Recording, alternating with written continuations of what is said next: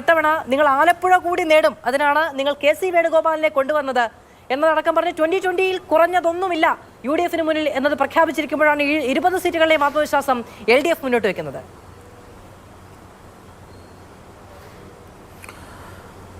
മധു, LDF-നെ സംബന്ധിച്ചിടത്തോളം അങ്ങനെ ഒരു ആത്മവിശ്വാസം ഈ തെരഞ്ഞെടുപ്പിന് മുമ്പാകെ മുൻപോട്ട് വെച്ചിട്ടില്ലെങ്കിൽ പിന്നെ അവരെയൊന്നും രാഷ്ട്രീയക്കാരി എന്ന് വിളിക്കുന്നതിൽ അർത്ഥമില്ലല്ലോ. അതുകൊണ്ട് അതൊരു സ്വാഭാവികതയാണ്. അതിനകത്ത് നിങ്ങൾ പ്രത്യേകിച്ച് ഗൗരവതരമായ ഒരു രാഷ്ട്രീയം കാണേണ്ടതില്ല.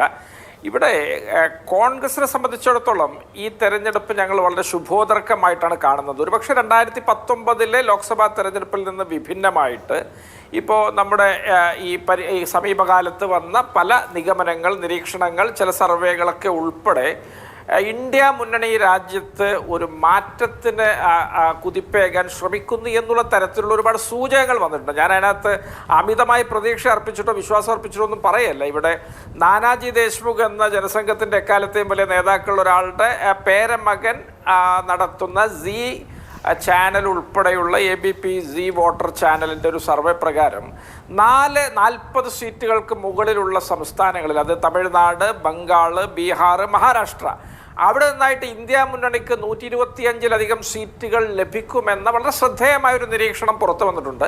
ഞങ്ങൾ പലപ്പോഴും ചിന്തിക്കുന്ന ഒരു യുക്തിസഹമായ ഒരു നിരീക്ഷണം ആണത്. അതുകൊണ്ടാണ് ഞാൻ ആ സർവേ റിപ്പോർട്ടിനെ ഉദ്ധരിക്കാൻ കാരണം. അതിൽ തമിഴ്നാടിൽ സമ്പൂർണ്ണമായി തൂത്തുവാരുമെന്ന് പറയുന്നുണ്ട്. അപ്പം അത്തരത്തിലൊക്കെ ഉള്ളൊരു പരിസരം രാജ്യത്ത് സംജാതമായിട്ടുണ്ട്. അതിലൊക്കെ ഉപരിയായിട്ടാണ് സുപ്രീം കോടതിയുടെ ഇടപെടലിൻ്റെ ഭാഗമായിട്ട് SBI നടത്തിയ ക്ലിയറൻസുമായി ബന്ധപ്പെട്ട് ഇന്ത്യ രാജ്യത്ത് ഇത്ര ശാസ്ത്രീയമായി, ഇത്ര ആസൂത്രിതമായി, ഇത്ര കൈക്കുറ്റപ്പാടുകൾ തീർത്തൊരു അഴിമതി സിസ്റ്റം ഉണ്ടാക്കാൻ BJPക്ക് കഴിഞ്ഞു എന്നൊരു ഞെട്ടലിലാണ് ഈ രാജ്യം മുഴുവൻ. അവരുടെ വലിയൊരു ബഹുമാനം ഈ രാജ്യത്തിനുണ്ട്. ഇത്തരത്തിലൊരു പ്രതിലോമകരമായൊരു ദിശയിൽ ഇത്രമാത്രം ഒരു നെഗറ്റീവ് ഹീറോയിസം ഇങ്ങനെയൊക്കെ എസ്റ്റാബ്ലിഷ് ചെയ്യുന്ന ഒരു പാർട്ടിയാണല്ലോ BJP എന്ന് ഓർക്കുമ്പോൾ അത്ഭുതമാണ്.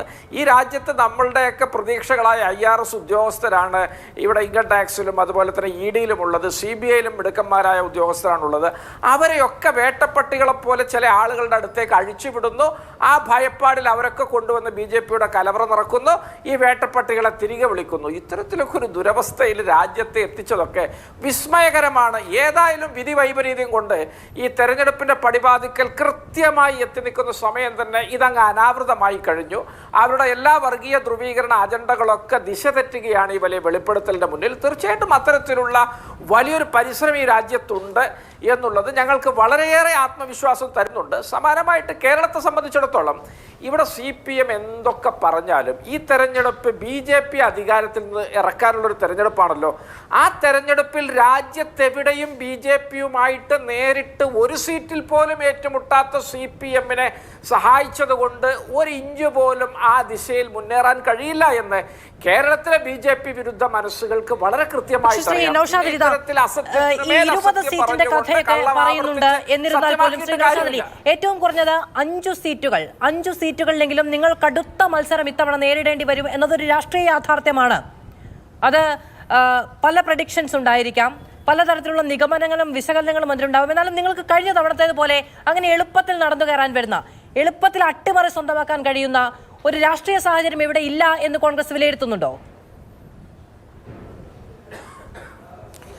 മാധു, ഈ തെരഞ്ഞെടുപ്പ് അങ്ങനെ എളുപ്പത്തിൽ ജയിച്ചു കയറാവുന്ന ഒരു തെരഞ്ഞെടുപ്പാണ് എന്നൊരു അഭിപ്രായമൊന്നും കോൺഗ്രസ് പാർട്ടിക്കില്ല. ഞങ്ങൾ ഇഞ്ചോടിഞ്ച് രാത്രി പകലാക്കി പൊരുതി പോരാടി തന്നെയാണ് ജയിക്കാൻ വേണ്ടിയിട്ട് കച്ച കെട്ടിയിട്ടുള്ളത്. അല്ലാതെ ഞങ്ങൾ ഇവിടെ നിസ്സാരരായ എതിരാളികളാണ് ഞങ്ങൾക്കുള്ളത് എന്നൊരു അഭിപ്രായമൊന്നും ഒരു ഘട്ടത്തിലും ഒരു രീതിയിലും പ്രകടിപ്പിക്കാൻ ഞാൻ ആഗ്രഹിക്കുന്നില്ല. വളരെ ശക്തരായ എതിരാളികളാണ് ഞങ്ങൾക്കുള്ളത്. അവരെ മറികടക്കാനുള്ള അനുകൂല രാഷ്ട്രീയ സാഹചര്യം കേരളത്തിലുണ്ട്. സംസ്ഥാന സർക്കാരിൻ്റെ വിശേഷങ്ങൾ മാത്രം മതി CPMനെ ജനങ്ങൾ കൈയൊഴിയാൻ എന്നുള്ളത് ഞങ്ങളുടെ വലിയ ആത്മവിശ്വാസം തന്നെയാണ്. CPMനെ സംബന്ധിച്ചിടത്തോളം അവരെന്തൊക്കെ ചാനൽ വന്നിരുന്ന് പറഞ്ഞാലും പരസ്യമായി അവകാശപ്പെട്ടാലും ഈ ഗവൺമെന്റിന്റെ പ്രകടനത്തെക്കുറിച്ച് CPMന് പരമ്പരാഗതമായി വോട്ട് ചെയ്യുന്ന അനുഭാവികൾക്ക് പോലും യാതൊരു മതിപ്പുമില്ല. അവരൊക്കെ പരസ്യമായിട്ട് പ്രതികരിക്കാൻ തയ്യാറായി മുന്നോട്ട് വരികയാണ്. CPMന്റെ തന്നെ വലിയൊരു വിഭാഗം നേതാക്കൾ ഈ പാർട്ടിക്കൊരു തിരിച്ചടി കിട്ടിയെങ്കിലെന്ന് ഉള്ളാൽ ആഗ്രഹിക്കുന്നുണ്ട്. അതൊക്കെ ഞങ്ങൾ കാണുന്നുണ്ട്, അതൊക്കെ ജനങ്ങൾ കൃത്യമായിട്ട് മനസ്സിലാക്കുന്നുണ്ട്. പറയുന്നുണ്ട്. വളരെ കൃത്യമാണ് CPM-ന്റെ ഭരണത്തിനെതിരായുള്ള ഈ സംസ്ഥാനത്തെ ജനങ്ങളുടെ വികാരം. അത് കൃത്യമായിട്ട് ഈ തെരഞ്ഞെടുപ്പിൽ പ്രതിഫലിക്കും. അതോടൊപ്പം BJP-യുമായി നേരിട്ട് ഏറ്റുമുട്ടുന്ന അവരെ അധികാരത്തിൽ നിന്ന് താഴെ ഇറക്കേണ്ട ഒരു തെരഞ്ഞെടുപ്പ് എന്നൊരു പെർസ്പെക്റ്റീവിൽ വളരെ കൃത്യമായിട്ട് കോൺഗ്രസിന്റെ മുന്നിൽ CPM എന്നത് ഒരു പരിഗണനാർഹമായ ഒരു പാർട്ടി പോലും അല്ല എന്നുള്ളതും ഈ സംസ്ഥാനത്തെ മതേതര ജനാധിപത്യ വിശ്വാസികൾക്കറിയാം. അത്തരത്തിലുള്ള യുക്തിസഹമായ കണക്കുകളും സാഹചര്യങ്ങളും സ്ഥിതിവിവരങ്ങളും വെച്ചുകൊണ്ടാണ് 20 സീറ്റിലും ഞങ്ങൾ വിജയിക്കുമെന്ന ആത്മവിശ്വാസം ഞങ്ങൾ പ്രകടിപ്പിക്കാൻ കാരണം. അത് ഞങ്ങൾ ഏതെങ്കിലും തരത്തിൽ ഏകപക്ഷീയമായി മറിച്ച് ജയിക്കും എന്നല്ല ഞങ്ങൾ പറയുന്നത്. ഞങ്ങൾ വളരെ കൃത്യമായി ഗൃഹപാഠം ജയിക്കും എന്ന് തന്നെയാണ് കോൺഗ്രസിന്റെ ആത്മവിശ്വാസം എന്ന് പറയുന്നത്. ശരി, Shri T P Jayachandran master, ശരി.